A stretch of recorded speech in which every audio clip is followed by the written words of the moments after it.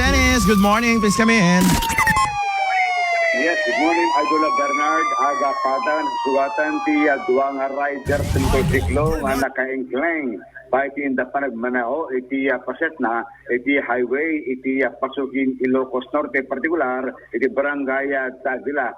Ti may isang motorsiklo nga introng ti Agnagan Charles Laison na Pasqua na taon talupulo ken tricycle driver manipot ti barangay Davila pasukin iti Manirimaan iti panagpapaamyan na iti nakamat nga lugar.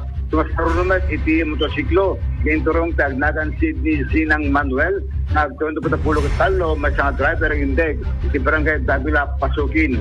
Ti investigasyon iti PNP ti umunang motorsiklo nga introng ni Pasqua ket natukbog dati sumasorno nga ni Manuel nga sumeten iti inda panagbalitad agpada nga nagsagaba ti sugat dumang pasit ti bagi iti duwa nga rider ti motorsiklo nga puti panagsemplang da iti kalsada.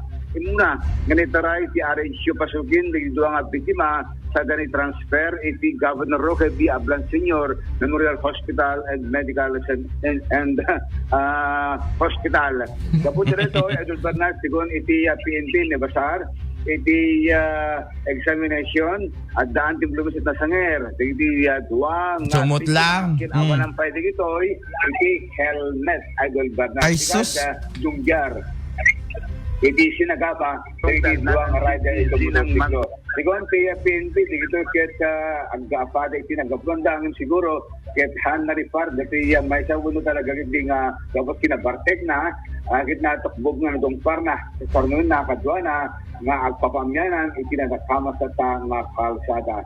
Nagpalagit manen ti PNP kadagiti riders kalikligan tagmanaw ti motorsiklo na nakasutlugan hindi ka under influence of liquor. Ibig sabihin kasi diskarte ang Idol Bernard iturog mo tigit ti kalsada kanto agpatarimanen ito no mausawan Idol Bernard. So ito lang data iti namantay madamag manipot iti PNP as of now.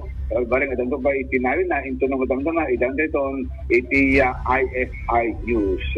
Dahil magpinang manipot iti PNP Idol Dennis Daribio tatak Aremen.